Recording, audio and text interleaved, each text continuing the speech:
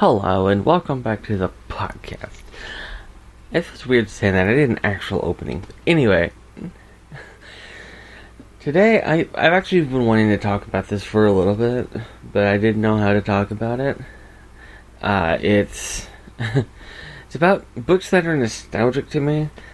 Once again, like my last episode where I didn't know how to talk about something, and it turns out I'd actually written it years ago.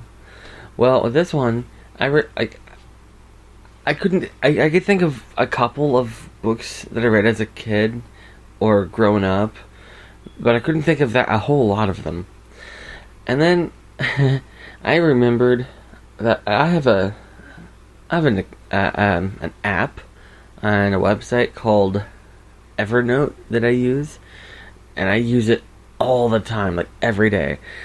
And years ago, I made a list, literally called Nostalgic Books, where I not only listed the books, but I also linked to their Goodreads page. So, yeah, I figured I'd just go down the list and be like, hey, I like this book, and I like that book.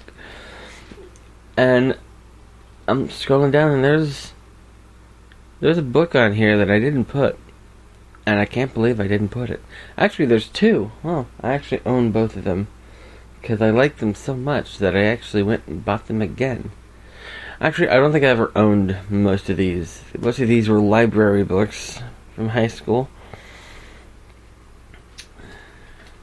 I did own a few. I will say which ones I owned.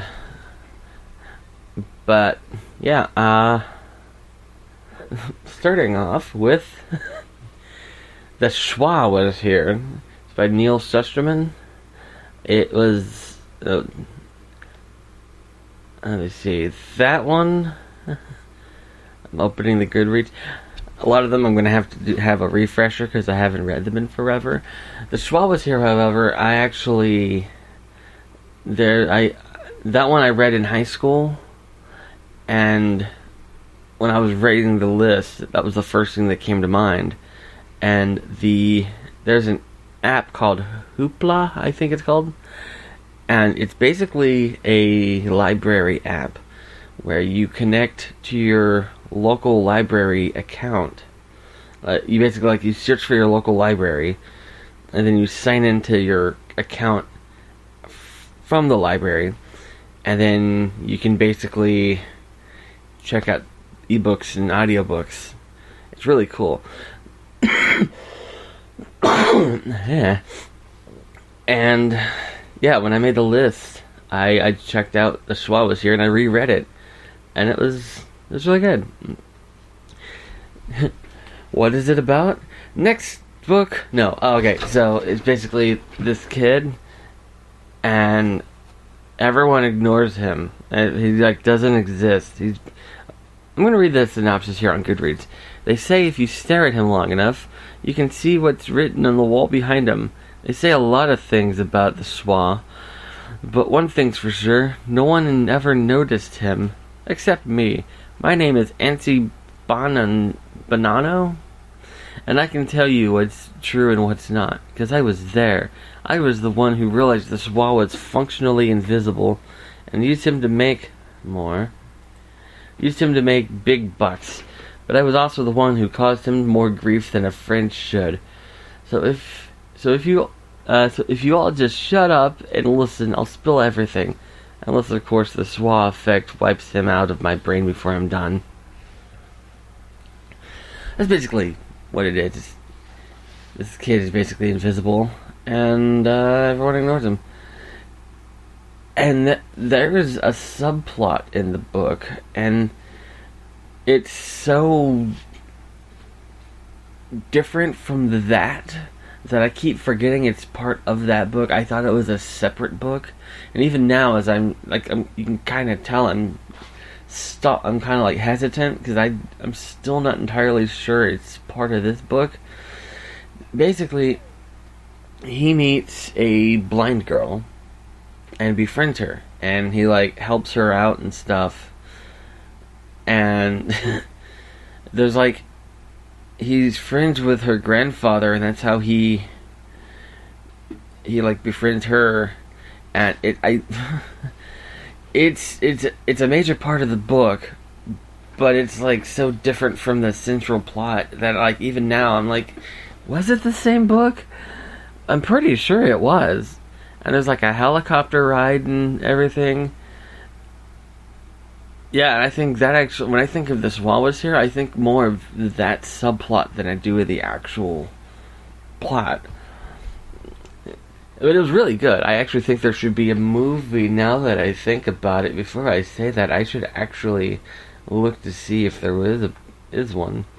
Let's see. Is there a link to Wikipedia?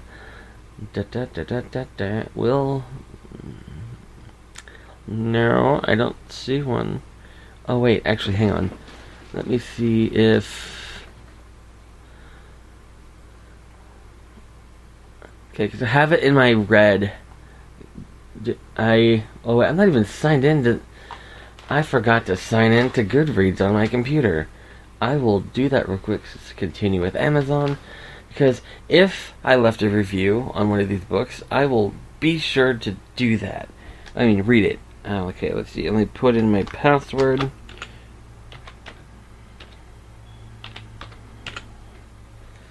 It's different on here.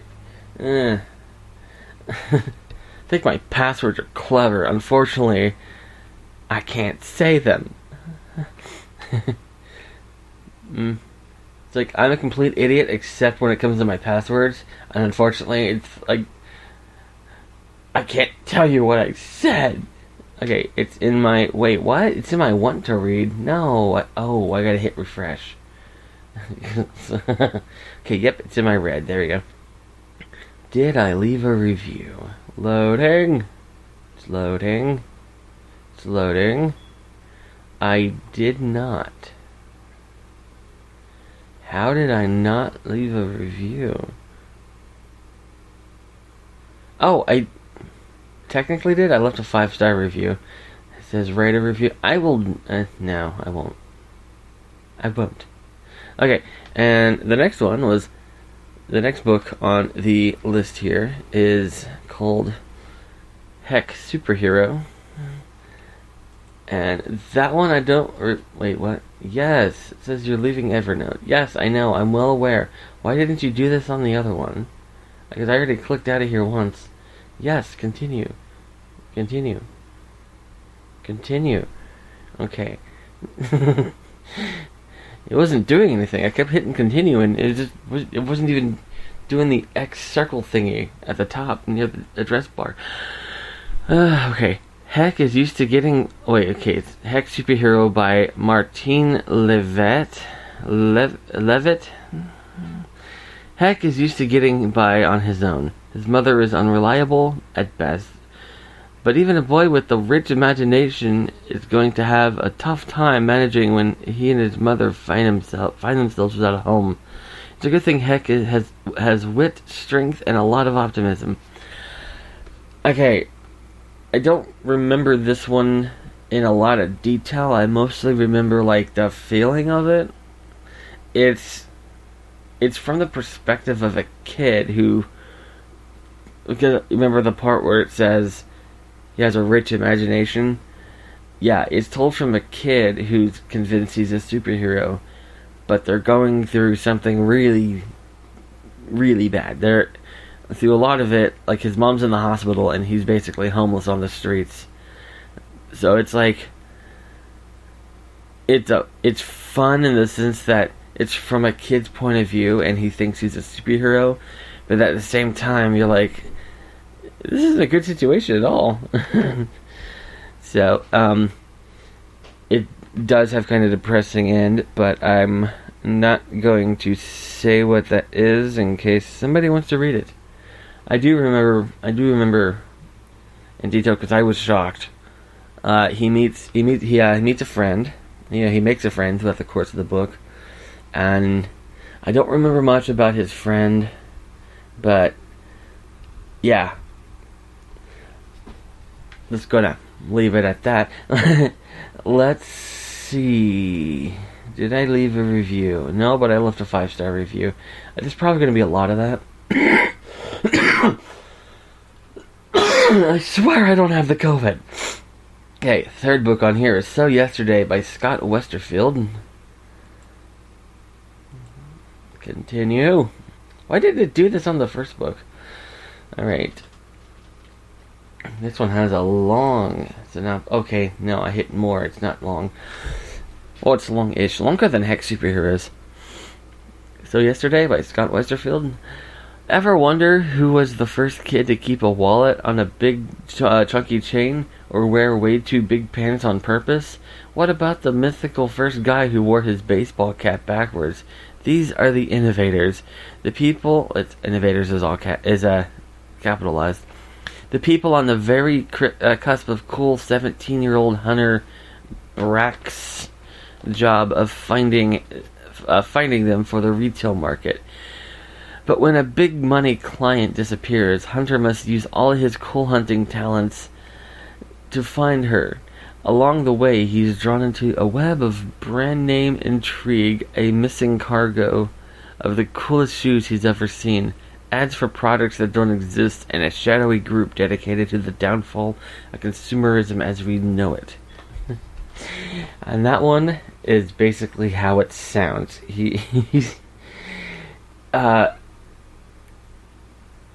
This one is one I haven't read since high school. It was like 15 years ago.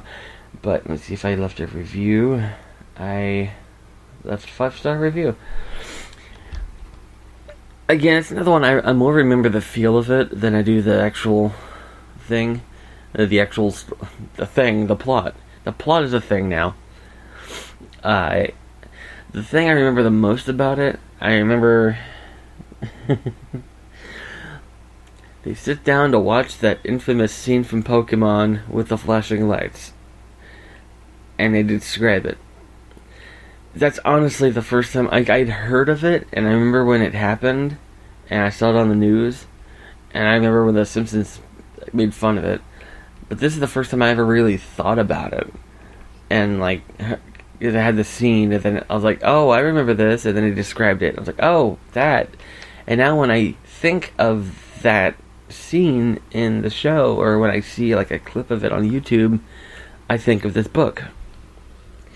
It's not even about that. It's just one little scene, and it's the scene that comes to mind when I think about it. But I remember it was a good book. Like, all of these I actually like. I'm not a good reviewer. I'd be like, oh, it was a good book. I liked it. 5 stars. Next book, hey, it was a good book. Yeah, I liked it. 5 stars. Alright, this one... okay, so... This one's a little complicated. I love this book, and it's a really important one to me. But they recently made a movie that makes me ashamed to talk about it, because the movie is so bad, and I actually got angry when I watched the trailer. And a couple episodes back, I talked about my friend Mark, that he and we basically agree on movies. And when he likes a movie, I like a movie. Not because he likes it. Like, we've known each other so long, we have like the same movie taste. If he doesn't like a movie, I'm more than likely not going to like it. And he watched it, and he hated it.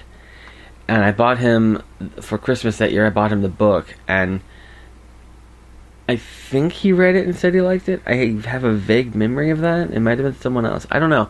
But yeah, the book is way better. I've never seen the movie, but I've seen enough reviews to know that... Oh, wait, I should probably say the name of it. Wow, yeah. I'm not building suspense. I legitimately forgot to say the name. It's called The House with the Clock in Its Walls, by John Bellairs. Yes, that one. If the movie hadn't been made, or if the movie was good, I would have been like, this book is amazing. But I mean, it is amazing. The book is amazing. It's awesome, and I highly recommend it. But because of that movie, I every time I've mentioned it a few times since then, and I'll say, oh yeah, there's this book I like called The House with the Clock in Its Walls, and everyone's like, oh no, I've seen the movie, I don't care. It's like, no. And that's why it matters to get when you make a movie about a book, you need to get it right, because it'll turn people off to the book, and they won't want to read it. Basically, I've read the book back in the 90s. I love this book. In fact, the style, like the feeling and the style of this book, it influenced the way I interpreted Harry Potter. So, like, Harry Potter is like a massive part of my life, because I read it. I got into Harry Potter before the first movie. I was still the 90s when I got into Harry Potter. That's how long. And then, like, I basically was obsessed with Harry Potter throughout the whole run of when they were coming out. And then, like, when the movies were coming out, I had like for like 4 years I had a very popular Harry Potter page that I ran, and I created a page on Facebook, and it got thousands upon thousands of likes, and it was very active. I had admins, and then, after the last movie came out, it just kind of, Harry Potter kind of went downhill, popularity wise. And so, like, I changed. The admins and I, we have other interests other than Harry Potter, so we changed the focus into general fandom, because we started posting about, like, The Walking Dead, Doctor Who, Supernatural, and we even changed the name of the page. And that's really when the page died, because everyone's like, that's not why I like the page, I'm leaving. Now it only has like 3,000 likes, which is still a lot, but it had a lot more. Why was I talking? Oh yeah, okay. Just to get an idea how important this book was, is it influenced the way I saw Harry Potter. The book, it is a children's book, but it is very dark. I don't remember very much humor in it, and that's what I liked about it as a kid. Because there's a lot of kids' book I read back then that were obviously aimed at kids. They're very childish. They toned things down. This book did not.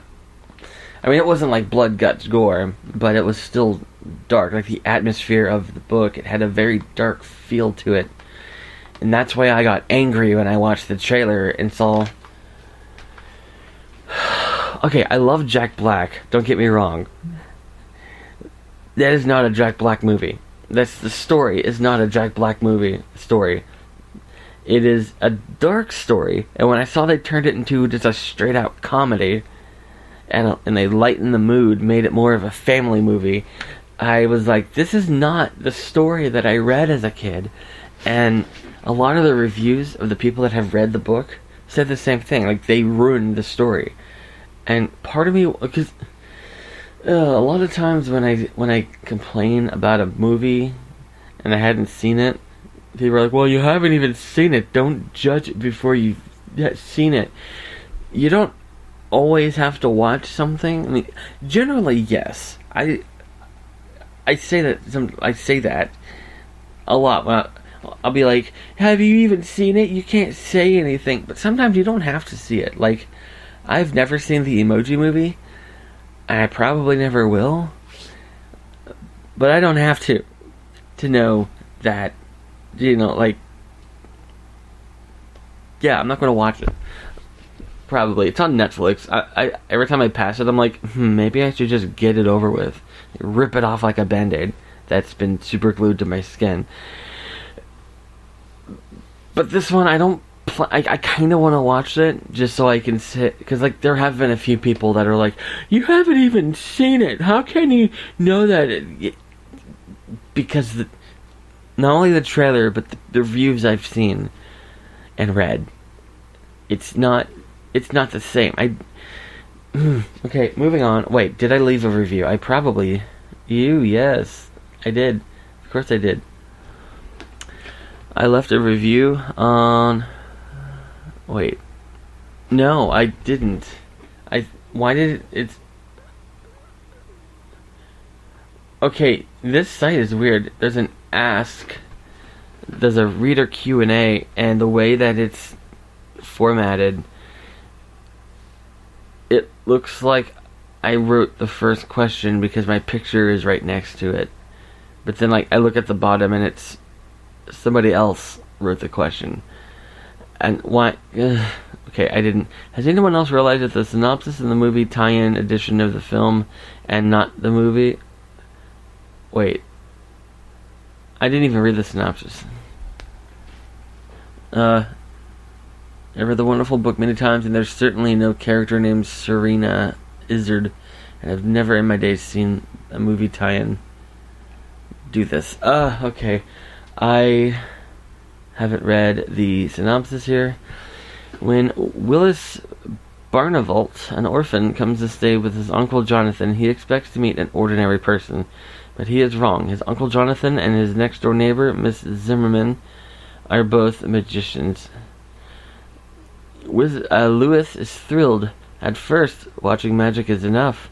Then Lewis experiments with magic himself and unknowingly resurrects the former owner of the house, a woman named Selena Izzard. It seems that Selena and her husband built the timepiece into the walls, the clock that could obliterate mankind, and only the Barnevelts can stop it. Okay, the reason I kind of went like that towards the end is, I haven't read it in forever. And had I not read that little question answer thing, I would have just skipped over that name and thought nothing of it. But if that's a movie-only character, why do they put that synopsis on here? One thing I hate is the cover of the novel. It's kind of dark. It's basically a tomb with a skull over it. Or like in the clouds. As I'm saying that, you know how I said that it kind of influenced the way I saw Harry Potter? I never made this connection. It's basically the Dark Mark. Except it's not the Dark Mark. It's not like a perfect skull. You gotta see it. It's a really cool cover. It's the edition that I read as a kid. Well, now if you buy the book, it's the movie cover. If the text is the same as the one in the edition I had, but they put the movie cover on it. I don't like that. Alright, moving on. Moving on up. Oh, okay. The first book on here was The Schwabitzer by Neil Zesterman. And here's another one. And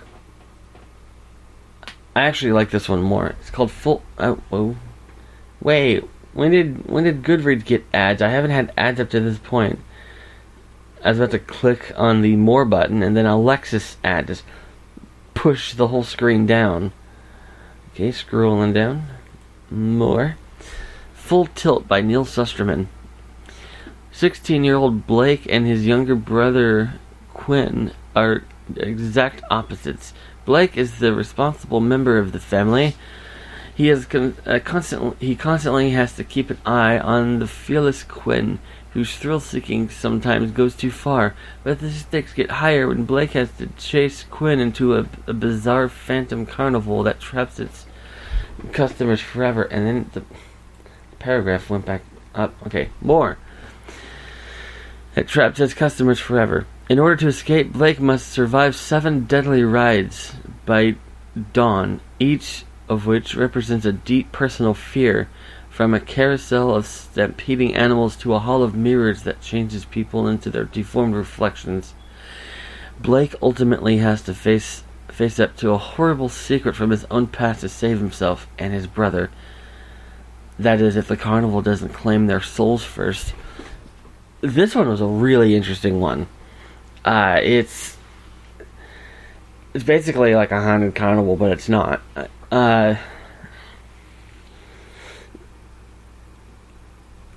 Okay, I do remember this one in somewhat detail, because I kept this one out of, I like Neil Susterman. He's a good author. I've read a few of his books. I don't remember all of them that I've read. I couldn't list them all. It's like Stephen King. I can't list all of his books that I've read, but I've read a lot. I mean, I've read far less of Neil Susterman's books. I think I've read like 5 total, but I've only got 2 on this list. I think I might have more. Hang on, let me see. Where is Full Tilt there? Yeah, I only have 2. It's not that the others weren't good. I just don't want to. I could have put so many more books on this list. I just put my favorite books from back then. And this one I actually wanted a movie because it's a very cinematic book. Because as I was as I was reading, I read this about 15 years ago in high school. As I was reading it, I was thinking, I cannot wait for this movie. All right, let's see. Oh, I was gonna look up the Wikipedia to see if they've made a movie. I'm just gonna go down the list of Okay. The Schwer was here. There we go. Perfect. I'm loading the page of the Wikipedia page for adaptation for the Swell was here. The book has reportedly been optioned by the Disney Channel for a telefilm project. Susterman, who worked with the channel on the project Pixel Perfect, oh, I like that movie. I didn't know he was part of that. Was lined up to write the script for the project. It has also been adapted into a 3-act play by Corey Howard and was performed for the first time ever in February 2017 by the Manatee High School Theater Department. That is cool. I like that.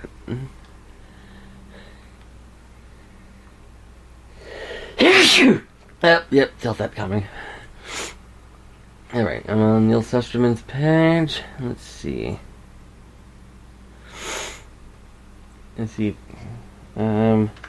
Searching page. Full Tilt right there. Bam. Full Tilt on the page. Oh. The only thing on... Wow. There's only the plot. There's a 3-line introduction explaining what the book is, and then the rest is literally just the plot. There's not even like a reward section or something. Full Tilt is a young adult novel by Neil Susterman, published in February 2004 by Simon & Schuster Children's Publishing. Described as a psychological thriller and a fast-paced horror thriller, Full Tilt won numerous awards, including many state book rewards. They're not even listed. So, this one probably isn't a movie or being made into a movie, but I think it needs to be a movie. If Disney Channel makes The Swallows here, that actually kind of makes sense. It has like a Disney Channel feel, kind of. Which, now that I say it, kind of sounds like an insult. Like, oh, this is such a Disney film. A Disney Channel original movie. But I meant it in a good way. Alright, let's see. Wikipedia. I'll look up. Okay, what else was there that I. Heck Superhero? I doubt that one's a movie. Heck Superhero?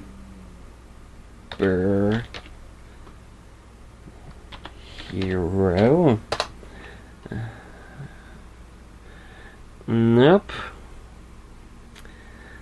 There's not even a Wikipedia page for that one. Wait, let's see if there's one for... I'm just going to copy and paste the name. Martine Levitt.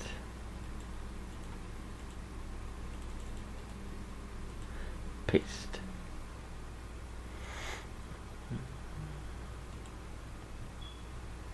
Yep, she has a Wikipedia page. Okay, let's see.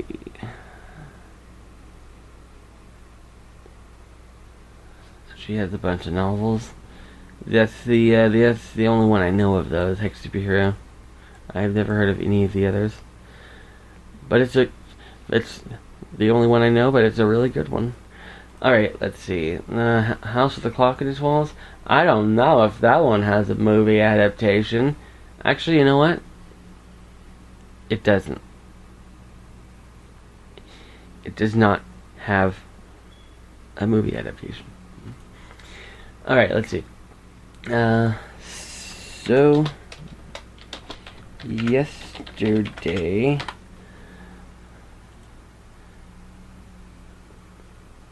Oh yeah, I forgot Hilary Duff. Let's see. Just big of me. Okay. So yesterday is a novel by Scott Westerfield, published in 2004. It has won the Victorian Premier's Award, and is also an ALA Best Book for Young Adults. So yesterday is the author's third publication. It's considered his breakout novel and has been optioned to be made into a film by one of the producers of Fahrenheit 9/11 and Bowling for Columbine.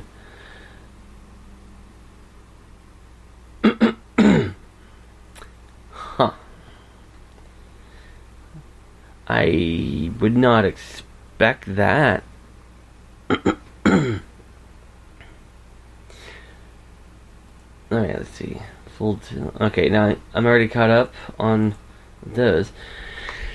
Now, this next one I'm about to read. Oh wait, okay. The first out of all these books, the first one that I actually owned was The House with the Clock in its Walls.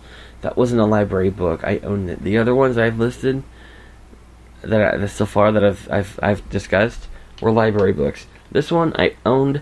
I do not think the library would have had this. It's very much an adult book. Well, no, I don't want to. It wasn't an adult book. It's just not a kid's book by any means. It's go away, Lexus. It's called The Hammer of Eden by Ken Follett. I don't know. I'm gonna see if there's a well, yeah. First is a Wikipedia, then a movie. This one could be a movie. The Hammer of Eden is a suggestion. Oh, it is. There's a Wikipedia page, and it's a lengthy. Oh wait, never mind.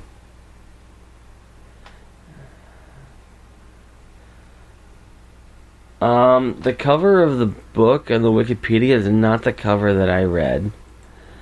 And neither is the one on Goodreads. That's just weird. Oh wow, the synopsis on Goodreads is long. I actually have to scroll.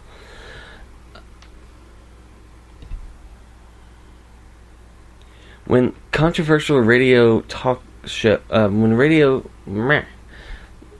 when controversial radio talk host John Truth broadcasts a terrorist threat of a man-made earthquake, few people take it seriously. Crackerjack, young FBI. You know what? I should probably drink some water. My throat is like, hey, you've been talking too long, and I'm like, it's only been half an hour. Shut up.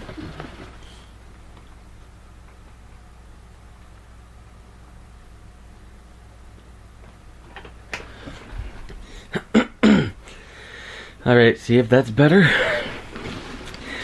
When controversial radio talk host John Truth broadcasts a terrorist threat of a man-made earthquake, few people take it seriously. Crackerjack young FBI agent Judy Maddox is assigned to track down the elusive, sinister group called the Hammer of Eden. Judy's boss, who has a grudge against her, thinks he has given her a waste-of-time assignment, but Judy's research leads her to maverick seismologist Michael Quirk. I thought seismologist was a tough word. Quirkus, who gives her the shocking news that it might just be possible for an earthquake to be deliberately triggered. And when a tremor in a remote desert, a California desert, shows evidence of being machine generated, Judy knows the threat is terrifyingly real. This isn't what I remember. I mean, I remember this, but like they're leaving out half of the story. But if it covers that in the synopsis, then I'm going to wait. Yeah, it continues. I'm not even half done with the synopsis here. And I keep getting messages on Facebook. Anyway, suddenly in charge of a life or death investigation, Judy must pinpoint the terrorist's exact target. With the help of the erratic but attractive Michael, their compelling romantic drama is played out as they race to beat the terrorist's deadline and prevent an unthinkable disaster. Unknown to them, Michael's estranged wife, gorgeous but angry, has fallen under the spell of a clever, sexy cult leader. There it is. Because it's told from two perspectives, from her perspective and from the cult leader's perspective. And I mostly remember it from the cult's perspective. When I think of, like, Jonestown or something like that, like a hippie group, Jonestown wasn't hippies, but like when I think of like a hippie group out in the woods, out middle of nowhere, I think of this group. I think of this book. In fact, I thought the cult leader was the main character, and they were focusing on the FBI agent, and I'm like, wait, why are they doing this? Okay, unknown to them, but cult leader named Priest, and they have stolen from Michael's computer the key data that enables the Hammer of Eden to carry out their cataclysmic threat. Worse still, Michael's son is with his wife, and under the control of Priest. All of them are in mortal jeopardy as Judy and Michael fight to save San Francisco from being brought down in ruins. Ken Follett became a best-selling author in 1978 with the publication of Eye of the Needle, which won the Edgar Award and became a major motion picture. He has since written is one word in here, numerous other best-selling thrillers and historical novels, including The Third Twin and A Place Called Freedom. Let's see if Hammer of Eden has a movie. It does not. Alright. Did I leave a review? Oh, I've been forgetting to see if I left a review. I left a 4-star review. That must have been an accident. 5-star. No, No. It pulled up the review thing. I don't want to review it. Post. There we go. I changed it to 5 stars. There we go. Because that was an accident. Oh, I've been forgetting to see if I left reviews. Did I leave a review on Full Tilt? I think that's the only one I forgot to check. Let's see. It's loading. And I didn't even rate that. Oh wait, yeah, I did. I didn't scroll down far enough. 5 stars. All right, let's see. Okay, so here's a book that, okay, this cover is not the one I'm used to. This book had a very, very misleading cover. You know how they say don't judge a book by its cover? Oh, I did with this one. It's another one that I owned. I bought it at a like a flea market, and there's this guy. He had like a table full of books, and like everyone was avoiding. But as a kid, I loved books. I was obsessed. I read every book I can get my hands on. So I like made a beeline for his table, and we started geeking out over books. He let me. It was like, I think it was like $1 per book, but like he let me have like 5 for free. Like my mom came over, and I was like, I want these. And I like picked out some, and he's like, here, you can have these too. And he just handed me a bunch of books. And it's like no one else was taking them. And The Killings of Badger's Drift. The Killings at Badger's Drift by Caroline Graham was one of them. And let's see. I already. Okay, I'm gonna look that up. The Killings. I'm sure that'll be. I won't even. Yep. The picture here is not even. Okay. The cover that I saw, I don't even remember like what it looked like. I just remember that other editions. Let's see, all editions. Let me open this up. I want to find that edition and then describe it. Well, there's a lot of additions to this.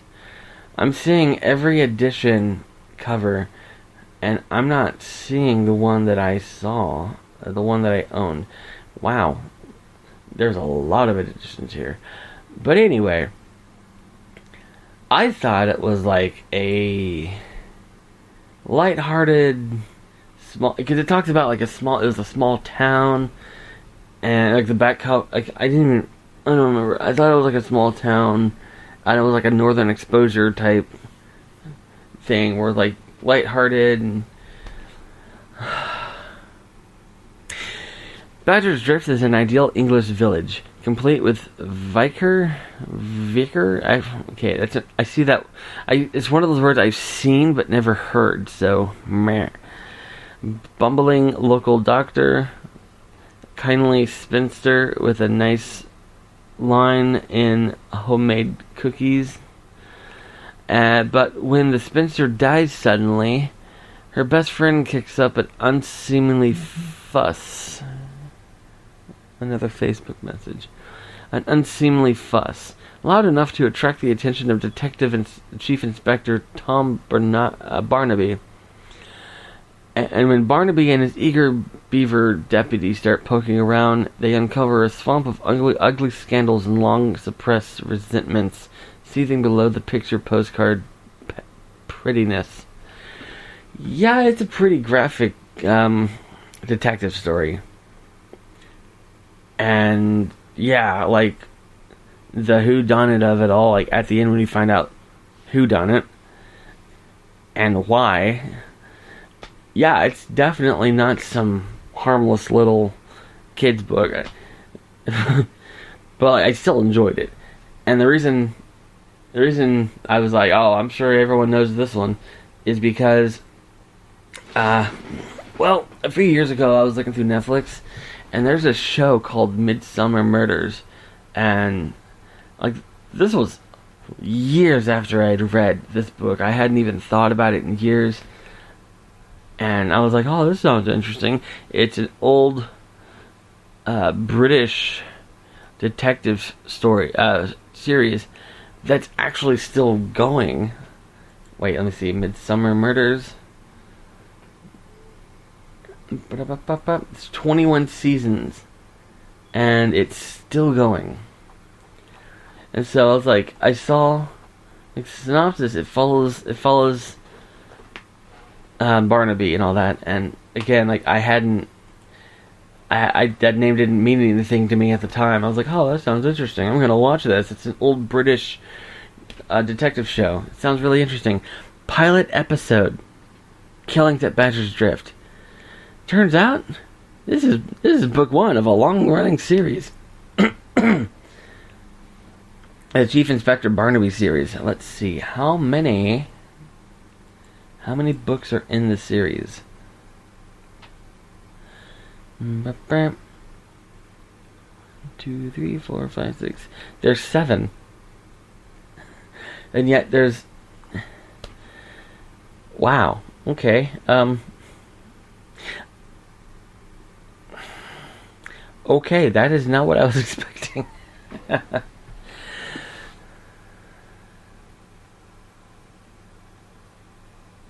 Okay, moving on.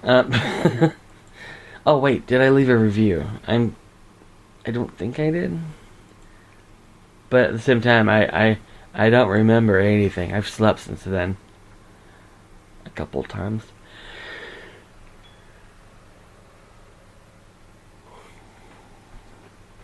Five stars.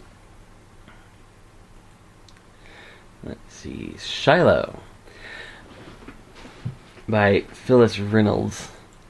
I'm sure no one's ever heard of this. It's a little known book that nobody has ever heard of, called Shiloh. It's about a dog. Okay, I'm pretty sure I don't have to even look at Wikipedia to see if this has been made into a movie. But I'm just going to go ahead and say that not only do I have Shiloh, I have the sequels. Yes, Shiloh has sequels. There's Shiloh Season and Saving Shiloh.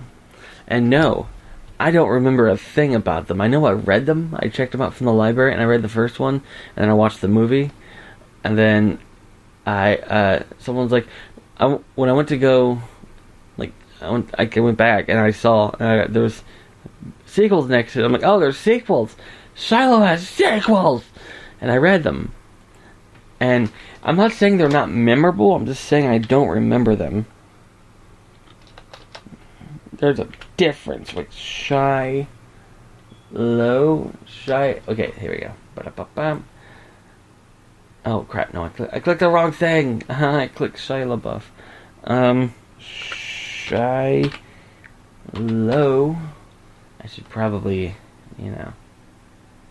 finish typing it. Shiloh franchise. Let's see. Books. Shiloh season. Shiloh saving Shiloh. Wait. Oh, yeah. There's a 4th Shiloh book that came out in 2015 called A Shiloh Christmas. Oh.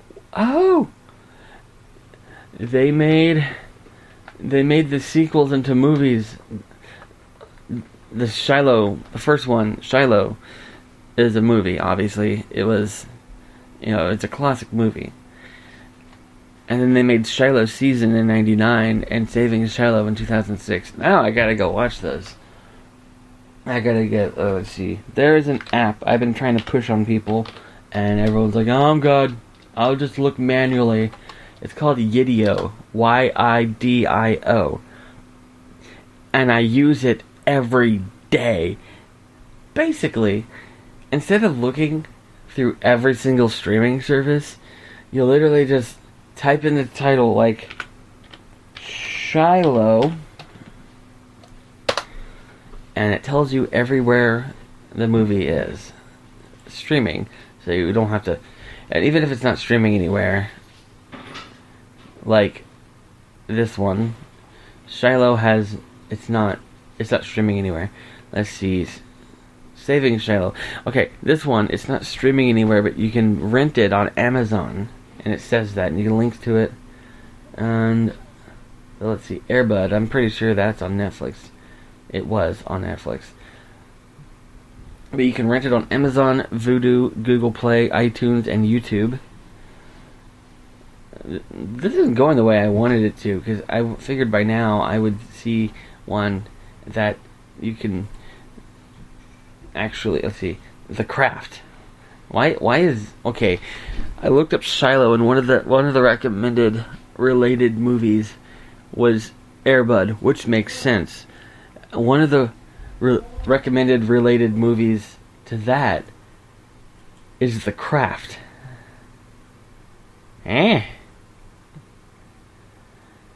But The Craft is available on Prime Video with Showtime add-on, Hulu with Showtime add-on, Showtime Anytime. Wait, what's the difference between Showtime and Showtime Anytime? Rent on Amazon, Vudu, Google Play, iTunes, and YouTube. Let's see, Scream, that I know is on Netflix. Was on Netflix. Scream 2. No. Scream 3. Scream 4. None of these are on Netflix anymore. Anyway, I'm getting off topic, which I know that's the name of the podcast, but still.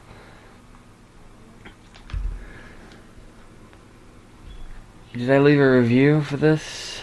I left a 5-star. Okay. I'm gonna skip the other 2 Shilohs because I basically covered them already. Oh, but I didn't read the synopsis.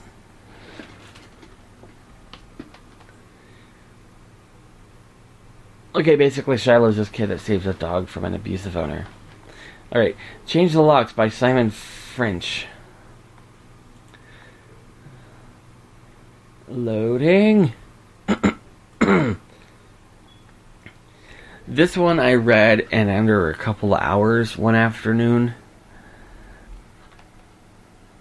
Okay, Stephen doesn't remember much about his childhood What he does remember are bits and pieces of memories that he can't string together.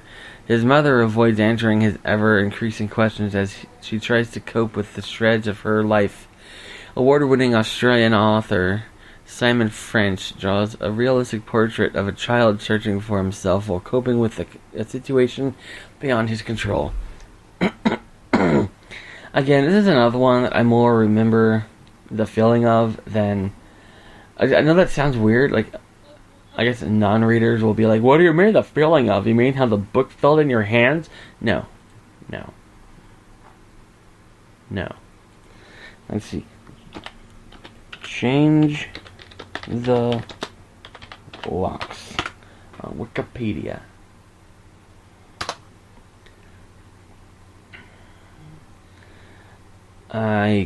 I got the Wikipedia page for locks. Orlando Brown, for some reason. Tom Petty. Okay. I'm gonna go out on a limb and say there is no movie for that. There's not even a Wikipedia page.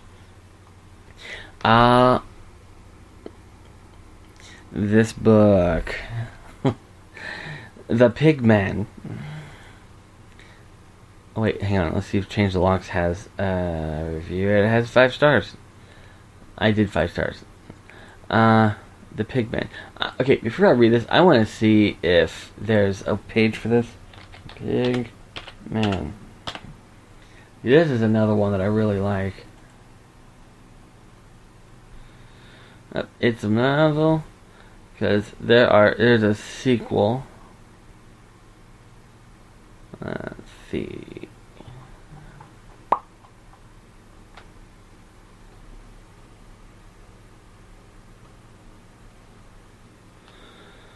Okay, so the Pigman has, it has a sequel, but I will get to that.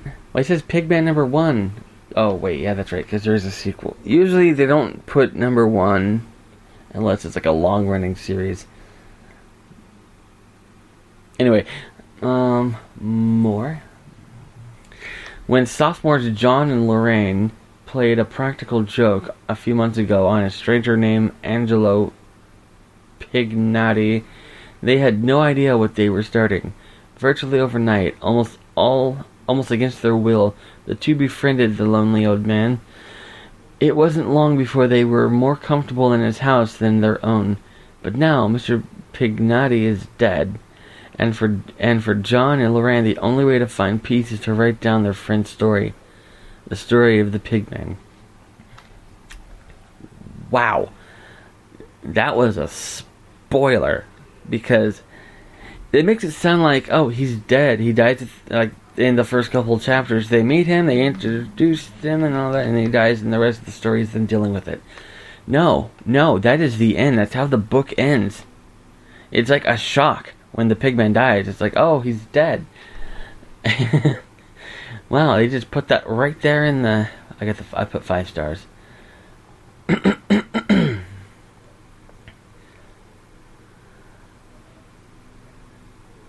Trying to see. Instead of clicking back, wait, the Pigman. Wait, there's 3. I didn't know about the 3rd one. That would make sense. Now it's a trilogy. The Pigman's Legacy is the 2nd one. I love this one too, even though it's after the first one. It's kind of predictable.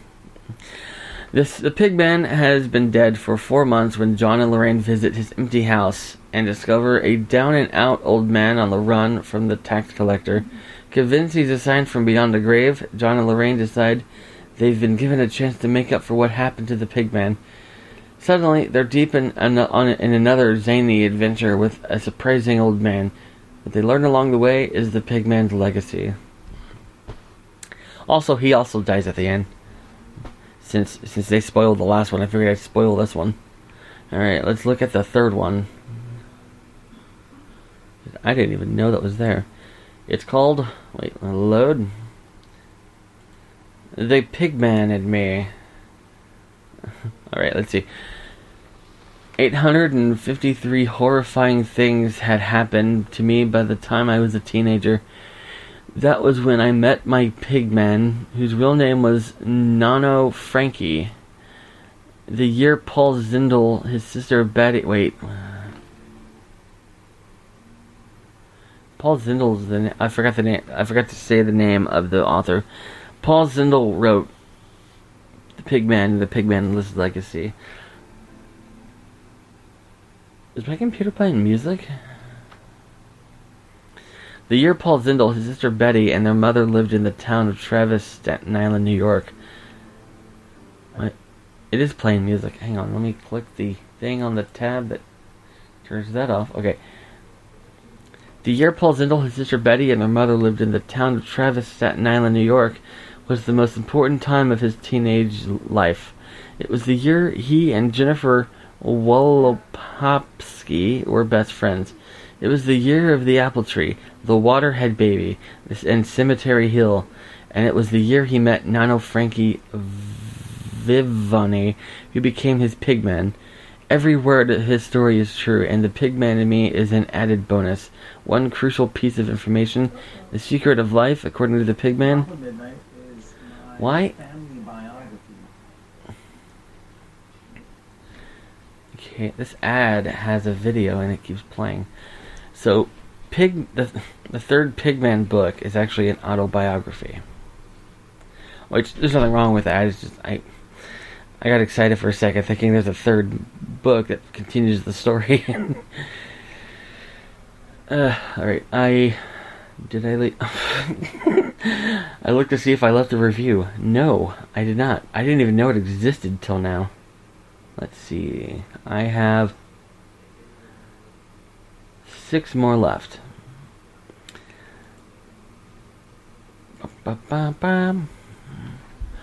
Ida B and her plans to maximize fun, avoid disaster, and possibly save the world.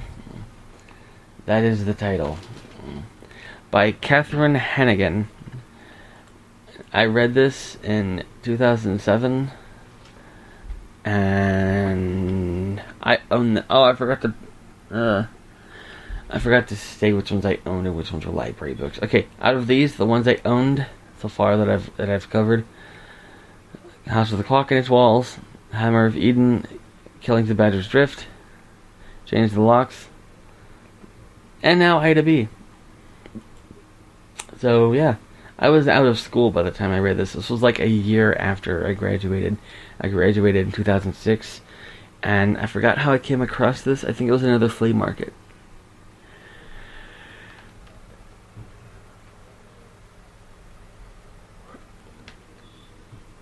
Ida B. Applewood believes there is never enough time for fun. That's why she's so happy to be homeschooled and to spend every free second outside with the trees and the brook. Then some not so great things happen in her world. Ida B has to go back to that place of slow but sure body cramping, mind-numbing, fun-killing torture, school. She feels her heart getting smaller and smaller and hardening into a sharp black stone. How can things go from righter than right to a million miles beyond wrong? Can Ida B put together a plan that gets things back to the just about perfect again? That's where the synopsis ends. Alright, did I review it? 4 stars? Nah. Okay, let's see. 5. Post. Okay, all of these books that I put on there for a reason. Because these aren't the only books I read as a kid. Like I said earlier, I can't even count the number of books that I read as a kid. These are just the favorites. So, every book on here is a 5-star. Alright, let's see. Ida B. I don't think that is... Wait, let's see. And... Okay. Catherine...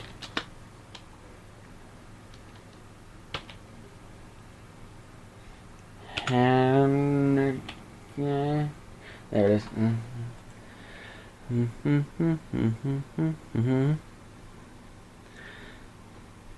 Ida B does have a Wikipedia. Okay, Catherine Hannigan has written 3 novels. And only one of them, her first one is Ida B, and it's the only one with a Wikipedia. There's also Emmeline and the Bunny, 2009, and True, sort of, by 2011. I mean, by... Alright, Ida B. It has the same cover as I'm used to. I love the title so much, I'm just going to say it again. Ida B and her plans to maximize fun, avoid disaster, and possibly save the world. There is no movie.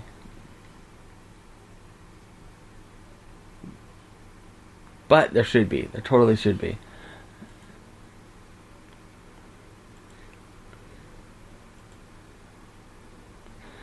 Okay, this book right here, it has the same cover I'm used to. Okay, so people correct me when I tell them about this book. They say I'm wrong and that it doesn't exist, and I don't know what I'm talking about. Because... okay. I grew up reading War of the Worlds. This is not War of the Worlds. I'm going to say right now, this is not War of the Worlds. But I grew up reading War of the Worlds. It easily could have been on this list, but I didn't want to include it. I was trying to include, like, lesser-known books. I didn't realize at the time that Shiloh was so popular, so, yeah. But I was trying to include the lesser-known books, so I could, because I shared this link. I wrote this list on Evernote, and then I copied and pasted it, links and all, onto my blog as a post to get people to read them. So I wasn't going to include a bunch of popular, like here's some books you should read: War of the Worlds, The Great Gatsby, War and Peace, Of Mice and Men. You know, books you've never read or heard of. So I wanted to include books that people hadn't heard of. So War of the Worlds, that and 20,000 Leagues easily would have been on this list if I included, like, all of my favorites. This is not War of the Worlds. This is The Space Machine by Christopher Priest. It is a sequel, kind of.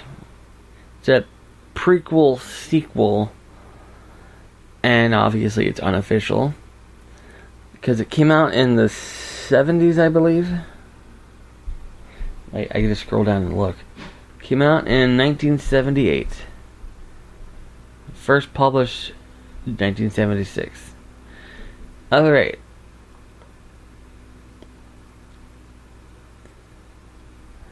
The story of War of the Worlds, as it has never been told before. Mars was evading the Earth. Giant, long-legged machines operated by gruesome octopus-like creatures were moving over the globe, leveling all opposition, laying waste to cities and countryside, on the verge of horrifying triumph. That was the War of the Worlds as we know it. Now, at long last, we can learn the story we do not know. The incredibly enthralling, almost unbearably suspenseful story of a man and a woman from Victorian England who travel through time and space to a startling and momentous rendezvous with the destiny in, bold letters, the Space Machine. Wow, that's actually not a really good synopsis. Like, if you read it like an Orson Welles radio show, then yeah, it totally would. But maybe that was the point. But I actually want to, okay, I know it has a Wikipedia, because I every few years I look to see if they've made a movie. I know it's not going to get a movie. because no one's ever heard of it, and when I talk about it, they'll say, "Oh, you mean the Time Machine?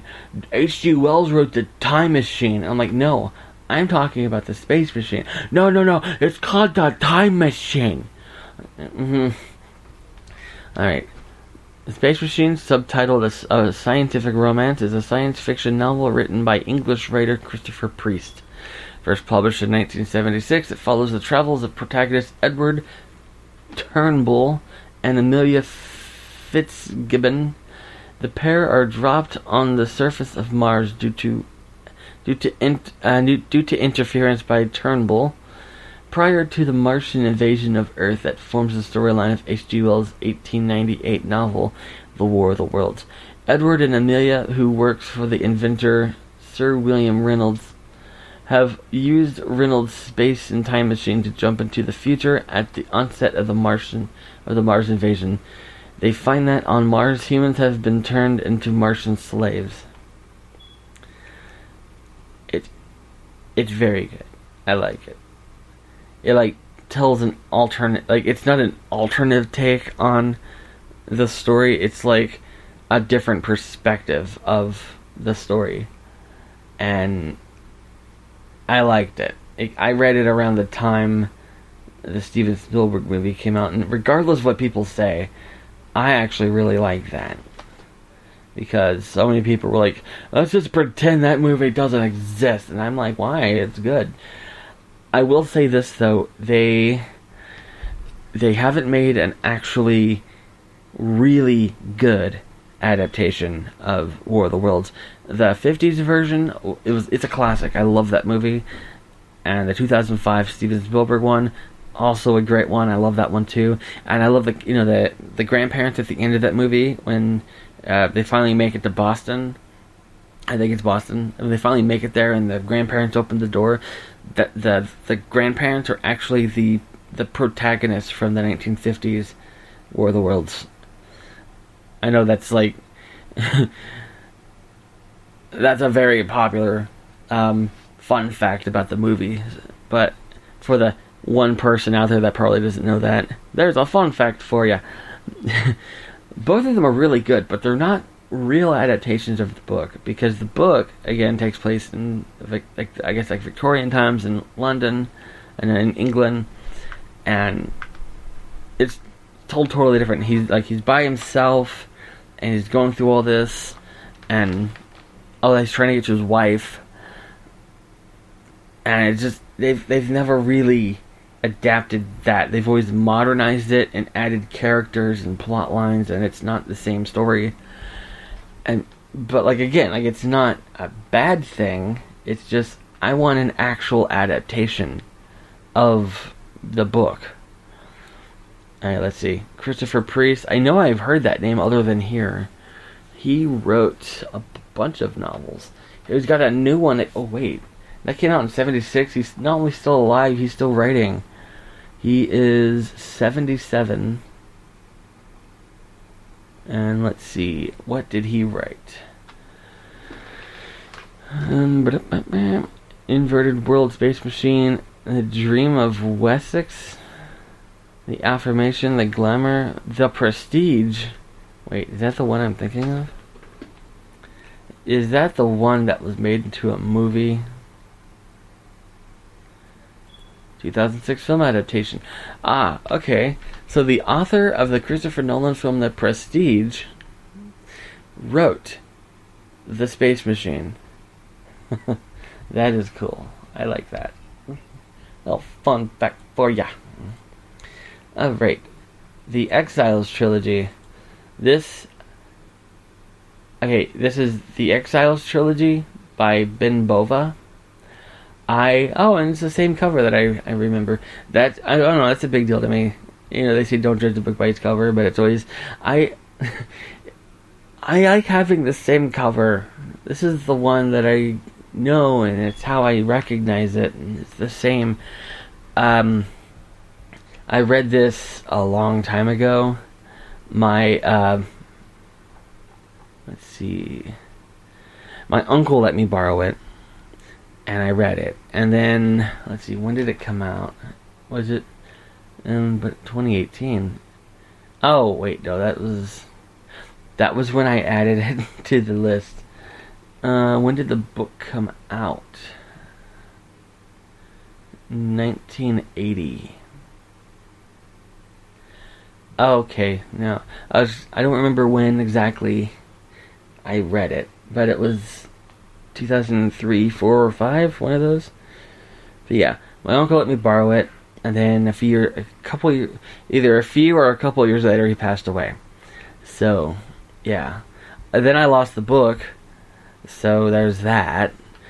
But they should really make it into a movie trilogy, because it is a trilogy, and they're both. Wow, both. Yeah, they're both. Okay, let me look up Ben Bova. I know he passed away at some point. I think he passed away in the 90s. Benjamin William Bova was born 1932, and it says he's still alive, but this can't be the same author. But I know I saw that he passed away at the time that I read at the time I read this, he'd already passed away. Let's see his bibliography. This guy's a writer too. Wait, let's see. Control F. Exile. Oh. There's the trilogy. Wait. Ben Bova's still alive?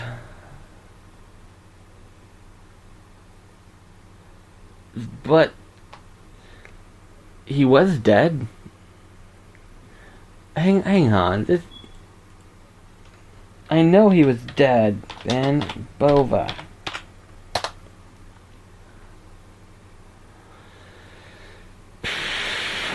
He has a website. Let's see. Does he have any social media? I don't know.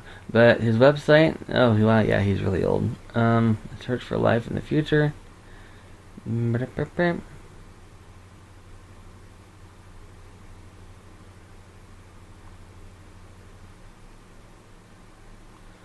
me see.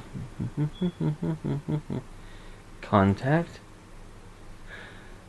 Because if he has social media, it would be on here. I don't know. But that... Wow. Because, yeah,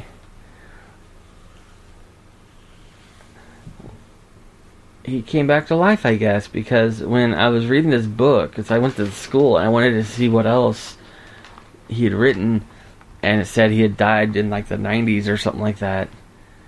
And like I told my uncle, and he was like, "Oh, I know that. Yeah, he died. He passed away long ago." And wow. Now I'm just really confused. I was like, I'm glad he recovered from that. Oh wait, I should probably read the computer engineer. Lou Christopher's life falls apart when the world government decrees that the project he is working on is too dangerous to continue. Thus, he and thousands of other scientists and their families are sentenced to permanent exile from Earth on a space station. But Lou and several others decide to escape by converting the space station into a starship. See, I think it should be made into a movie trilogy, because I know the first one, most of it takes place on Earth, and I remember their project. They're basically, don't quote me on this. I'm pretty sure I'm right. I could be wrong. I think the project they were working on is he was trying to make like genetically altered like Superman, and the government was like, yeah, that's a no. And then they, because there was a lot of like the scientists, they were exiled into the space station, but most of the book is like kind of like I want to say, like, I've never seen The Bourne Identity, but it kind of had it, from what I get from like the trailer and what people talk about, it's kind of like where he's like running from the government, and finally at the end they catch him, and like the last chapter he's in the space station, and they're like, well, we're here for life, might as well make the best of it. And the second one takes place like 30 years later, and it's his son, and they're on the space station, and they decide at the very end of the first one, that's when they just, like the thing says, they decided to make it into a spaceship. And they're like, well, we found this star that has planets, and we're just gonna go there. And so, like, the book ends with them starting to go. And then the second one takes place like 30 years later, and it's his son, and they're like millions and millions of miles from Earth, and they've lost all contact with Earth, and they've got like a community on there and everything. And I don't remember much of what happens in the second one. I just remember that I liked it. I liked all three of them. And the third one, it's the most different of them all. It takes place, I think, like 300 or 400 years later, and they're approaching the planet, but it's been so long that the original idea is gone. Like, none of the original characters are around, obviously. It's hundreds of years later, and like most of the ship has no power, so there's like a small section of the ship that people even have access to, and it's mostly children. And like they have like their own like language and like culture and everything, and they have to go. The main character, he's a kid. He goes to like one of the parts of the ship that was cordoned off, and he finds like an old person, and he's like, "Hey, you see that star we're heading towards? Yeah, we're supposed to be heading to that planet, but we were off by a couple miles, and we're gonna hit the star. You need to fix this." And so, but they can't do that because that part of the ship is no longer accessible. But now all of a sudden there's a teleportation device, and they teleport onto the planet, and then like the last person gets off the ship as the ship hits the star. And the book ends, the trilogy ends with them on the new planet starting a new civilization. I'm not good at describing things, so it's a lot better than I described it. And I didn't even leave a 5-star review. Alright. Wait, it doesn't give me the option to. What? Oh wait, yeah, I did. And why it doesn't show me my rating? It's but under the title, under the book says, it says my rating, and it says 5-star, but I don't see, scrolling down, where. Oh, my first. That's probably why, because I actually left a review. I left this back in 2015, I think. I know, 2018, or last edited 2018. And I guess I remembered back then when I read it, because it says 2003. Maybe I guess, I don't know. I read this book in 2003. I don't remember the dates, but I had to pick one, so it made all 3 weeks, and so it made what? But I had to pick one, so it made 3 weeks in May, one for each book. I don't know what that means, but I still remember it in detail to this day. The 3 books in this trilogy are part of the same continuing narrative, but each one has its own unique story with its own characters. Even though I haven't read it in 15 years, I still highly recommend it. Basically what I said, but with less detail. Alright. Now, for the last one, it's actually 2. And I mean 3. This last one's actually 3, and one of them actually shouldn't even be on here, but I included it because it's part of the trilogy. Which, again, it shouldn't be because I haven't even read it. The first book in the trilogy, if it'll load. Okay, it's called The Gospel According to Larry by Janet Tashjian.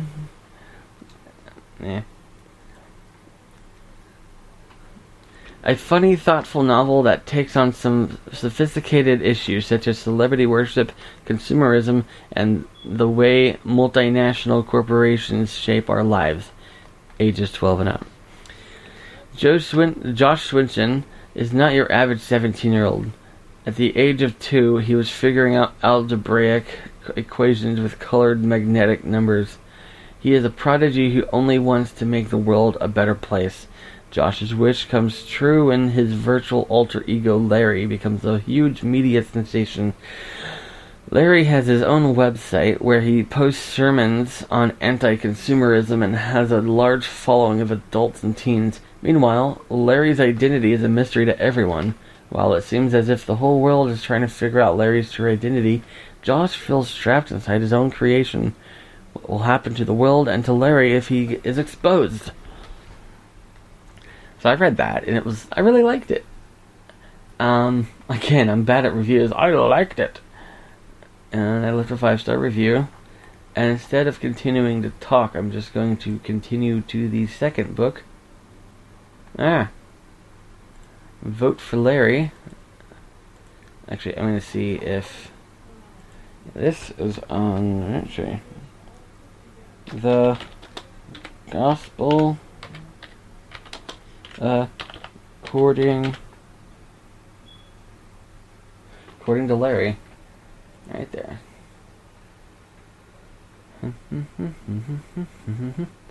Sequels. There are 2. No adaptations. Alright. Vote for Larry is the second one. Larry's back, and this time he's getting political. Instructions. The gimmick of the first one and this one is the author, Janet Tashjian. She's not the author, which she is, but like in this novel, she's not the writer. She leaves an introduction, in an introduction forward thing. She says, "This manuscript was left on my car, and I'm just publishing it because it said to." And so, yeah, it's a really interesting thing. And she, on some pages, she puts footnotes. Like, it's like Larry is the one writing it, and then she puts footnotes at the bottom of a page, and like, so it's a really interesting gimmick, but it kind of makes it different. I like it. Anyway, Larry's back, and this time he's getting political. Instructions. Place a cross on the square opposite your choice of candidate for President of the United States of America. And then it has like bullet points with their X's. X. Cult teenage hero who makes miraculous return from the dead. X. 17-year-old adored. Oh, it's just stretched. Adored by 2 equally beautiful women. Wait, where does it say 1? Oh, and wow, there's even footnotes on the synopsis. It says, it says, cult teenage hero who makes miraculous return from the dead. 1. At the bottom it says you have to read it to believe it. 17-year-old adored by 2 equally beautiful women. 2. At the bottom it says yes. I know this sounds amazing, but believe me. I don't know. Okay, this synopsis is really confusing. Oh, wow. Okay, you know how I described how it's written, the gimmick? How do they do the audiobook? Because I can't even do the synopsis. It's so confusing. Okay, basically, he's running for president in this one. And, let's see, I have a 5-star review. And then the third one, which I didn't even know about, because I read those 2 in, okay, let's see. Because I owned Ida B, Space Machine, Exiles. Larry, a Gospel According to Larry and Vote for Larry were in the school library. I didn't even know about Larry and the Meaning of Life until like a couple of years ago when I wrote this list. Let's see, when did it come out? Came out 2008. That was after I graduated high school. Someone might bother me soon. There's people talking outside. Josh Swinson, otherwise known as Larry, can't seem to get off the couch. His usual overactive imagination and save the world mindset have all but vanished, and his best friend Beth is seriously worried when Beth coaxes Josh into taking a walk at Walden Pond. Josh meets Gus Mulderian, a spiritual guru, who convinces him to join his... Hang on, I have to pause. Okay, I don't remember where I was. This is actually a full hour later. Yeah, I don't know if you can hear in the, like, I can't stop the recording I can't continue recording if I stop it, so I had to pause it. So I can't tell if you could hear that. There was an argument that started outside my door, and then that's a long story, but it was really annoying. And yep, came back and it's still waiting for me, and I'm like, hey, I should probably finish that episode. That was on the last book anyway, so I haven't read Larry and the Meaning of Life, so I don't see a point in reading the synopsis because... Wait, actually, hang on. I will do this, though. I just added it to my want to read book category. There we go. It's in my want to read shelf.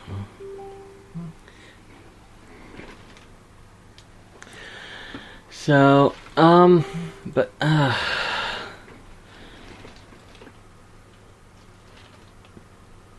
wow, I have 5 new messages. I don't know if you could hear the Facebook message tone from my computer. You probably only heard 2. I heard 2. I looked at my phone and I saw 5. They were sent... Oh, there's a 6th message. There's 6 messages. They just rapid fire sent 6 messages. Well, luckily, this was the end of the episode anyway. I don't have any other books on the list. So, stop it. 7 messages. So, I'm gonna end the episode here, because I'm getting frustrated.